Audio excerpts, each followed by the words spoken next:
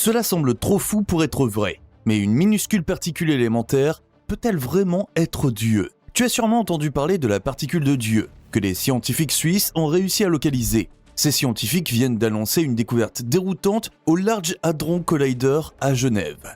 Les particules ont soudain manifesté un comportement inattendu qui remet tout en question et montre de façon choquante que nous ne pouvons jamais tout savoir. Le mystère du boson de Higgs. Une toute nouvelle découverte montre que notre compréhension antérieure de la particule était peut-être erronée. Cela pourrait jeter un tout nouvel éclairage sur une découverte qui a changé le monde.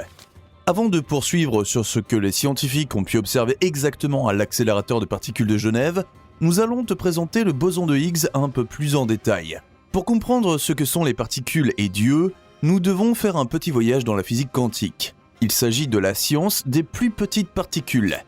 Les quantas sont des particules de lumière ou des photons, plus petits que les atomes, et ils ont longtemps été considérés comme les véritables éléments constitutifs de la matière.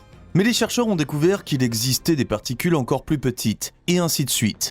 Les physiciens des particules sont à la recherche de ces particules et veulent utiliser les découvertes pour déchiffrer la façon dont la matière est construite dans le noyau et comment elle est créée. Le boson de Higgs apparaît dans la matrice des plus petites particules en ce qui concerne la masse. Le boson de Higgs donne une masse à d'autres particules en interagissant avec le champ de Higgs, un champ d'énergie invisible qui imprègne tout l'espace. Nous pouvons voir les particules dont la masse dépasse une certaine densité. C'est donc de là que vient ce que nous pouvons percevoir comme la création visible. La lumière, par exemple, nous ne pouvons pas la voir lorsqu'elle se déplace dans l'espace. La lumière n'a pas non plus de masse au repos. Nous ne la voyons que lorsqu'elle est réfléchie par des particules ayant une masse.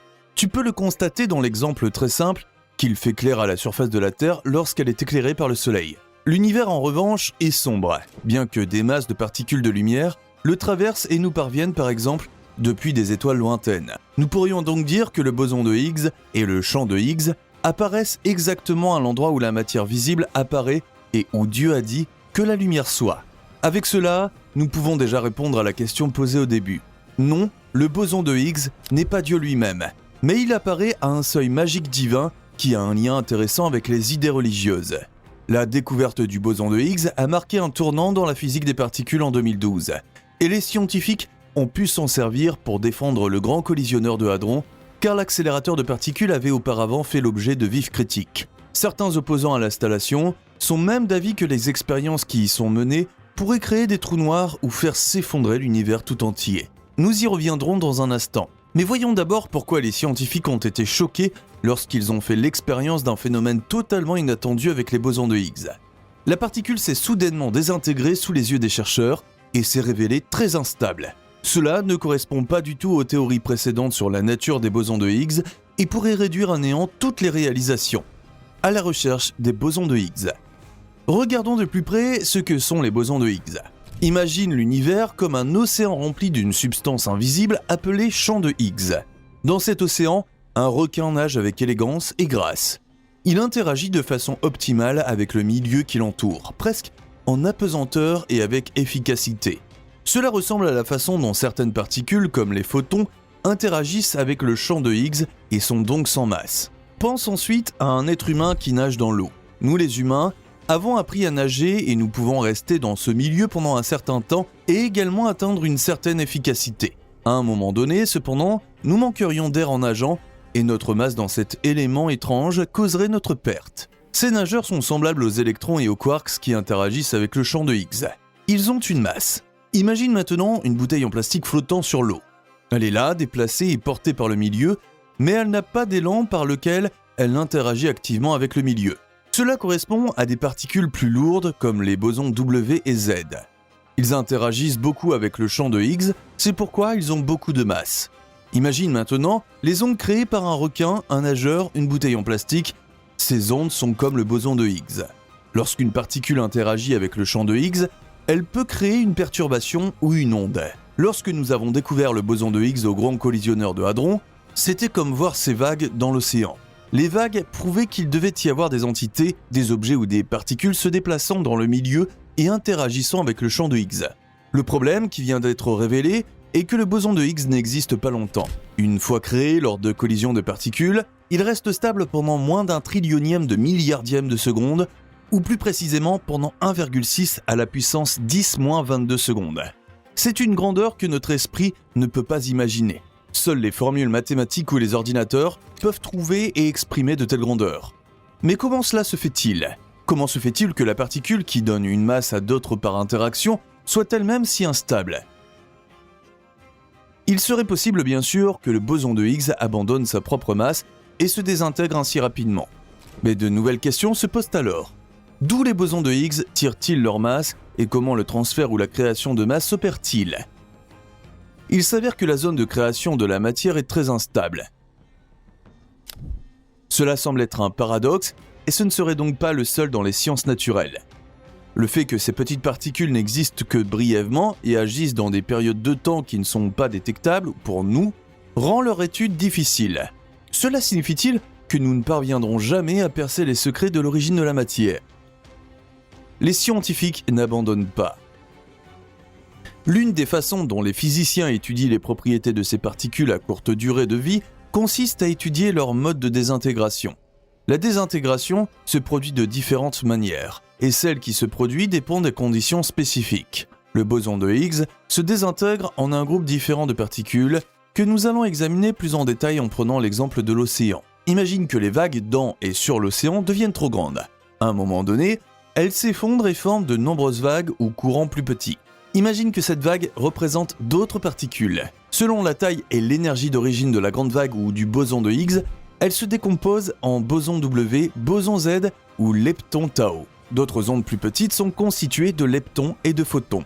De plus, les processus de désintégration impliquent des particules hypothétiques qui n'ont pas encore été observées avec certitude, ce qui rend leur description directe impossible. Les chercheurs ont essayé à plusieurs reprises d'étudier ce processus de désintégration rare au Grand Collisionneur de Hadron. Selon les prédictions du modèle standard de la physique des particules, seule une infime partie, environ 0,15%, des bosons de Higgs devraient se désintégrer en bosons Z et en photons. Cependant, les données expérimentales issues des collisions proton-proton réalisées au détecteur Atlas et CMS entre 2015 et 2018 brossent un tableau différent.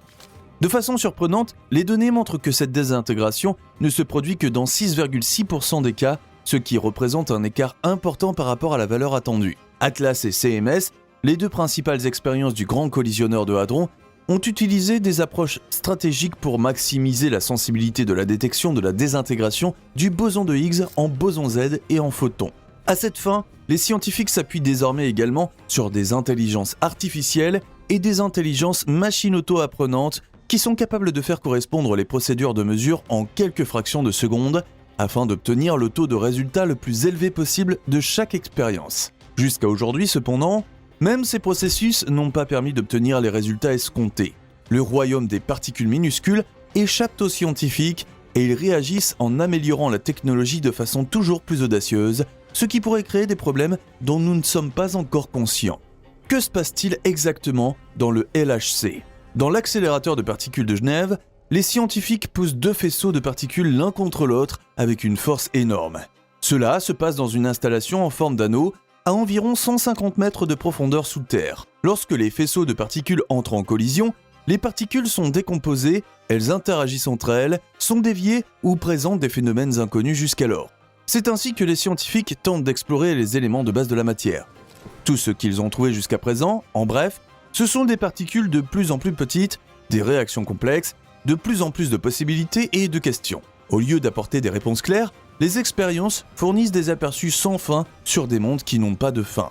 Imagine que tu sois dans une chasse au trésor, que tu penses être proche du but et que soudain, le chemin vers la chambre supposée du trésor prenne des dizaines d'embranchements et que ceci est à nouveau des dizaines d'embranchements et ainsi de suite.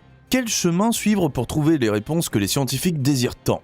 Tu vois, c'est exactement le problème des chercheurs de particules et c'est la raison pour laquelle beaucoup considèrent les expériences comme inutiles.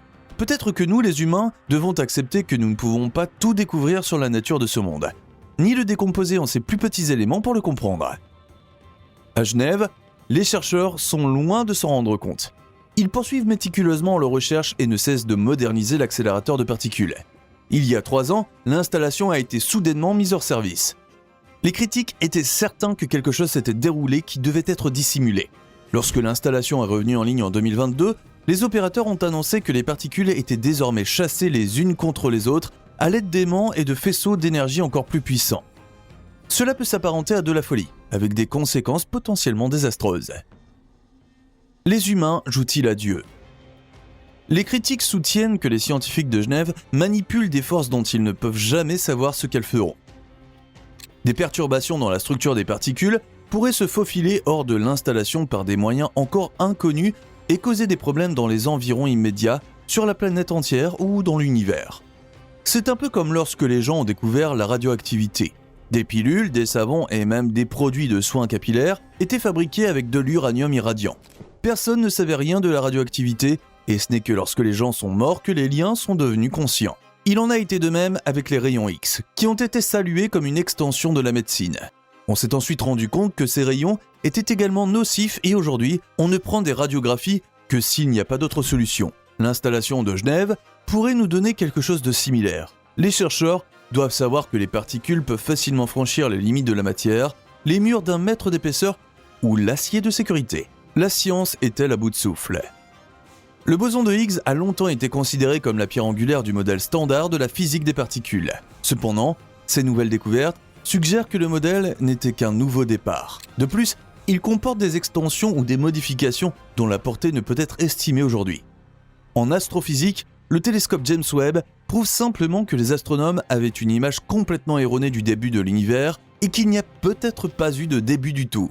La recherche et la science engloutissent des milliards chaque année. Les expériences menées au LHC coûtent des millions, voire des milliards, qui sont supportées par la société d'exploitation CERN, les sponsors et les gouvernements de cette terre. De nombreuses personnes sont d'avis que cet argent devrait être mieux investi dans d'autres choses, comme la protection du climat ou les énergies renouvelables. Le CERN ne se laisse pas impressionner. Il insiste constamment sur la sécurité des expériences et le 3e cycle du LHC est actuellement en cours. Abonne-toi à la chaîne pour ne plus jamais manquer une vidéo.